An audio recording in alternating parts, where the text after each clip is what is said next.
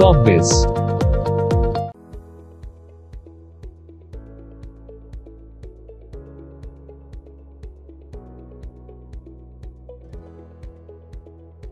Hello and welcome to our YouTube channel Corpbiz. In today's video, we will provide you with an overview of the environmental clearance process involving the Coastal Regulation Zones notification of 2011.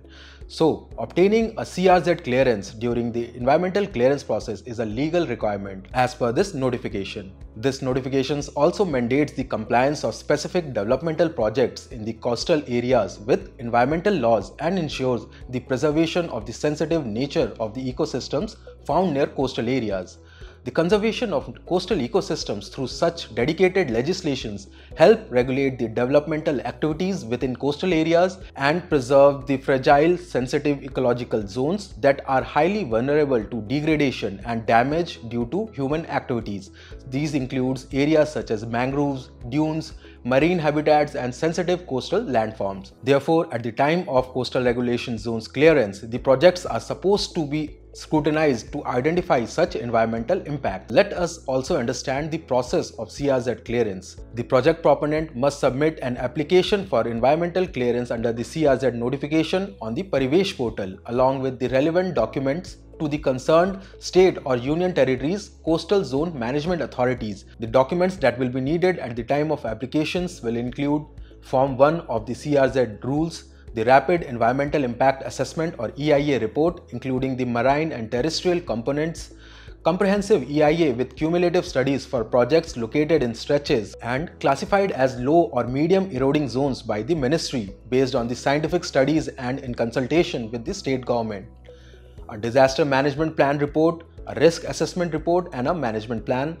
the CRZ map that indicates the HTL and LTL marked by the authorized agency in a 1 to 4000 map scale. Another CRZ map that covers a 7 km radius around the project's site. Another CRZ related map must indicate the areas such as CRZ 1, 2, 3 and 4, including any other notified ecologically sensitive areas.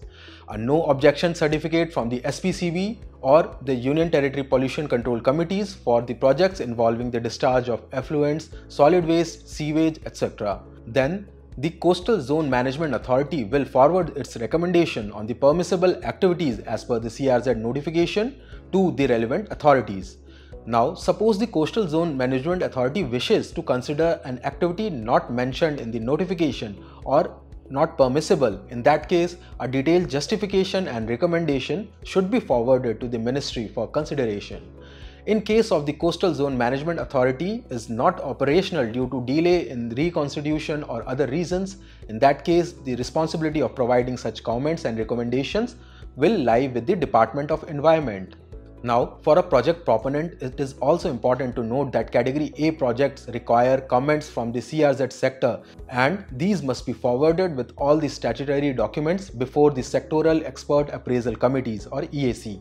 If the sectoral EAC is the same for the appraisal of the project for EC and CRZ approval, a separate comment from CRZ sector is not required. Now, at the time of applying, some important sections must be addressed that includes the basic profiles and the project profile.